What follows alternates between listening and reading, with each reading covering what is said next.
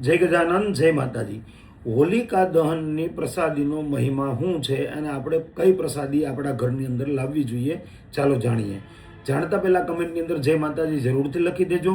આ વિડીયોને શેર કરવાનું ભૂલતા નહીં।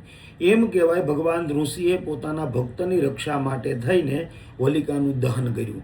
એટલે જે પણ હોળીની પ્રસાદી લે છે એ ભગવાનના ભક્તનું સ્વયં ભગવાન નારાયણ રક્ષણ કરે છે। કારણ કે ભગવાન છે એ ભક્તને આધીન છે। એના ભક્તને ક્યારેય પણ દુઃખ પડે, તકલીફ પડે કે એનો ભક્ત હેરાન થાય એવું ભગવાન ક્યારેય પણ ન થવા દે।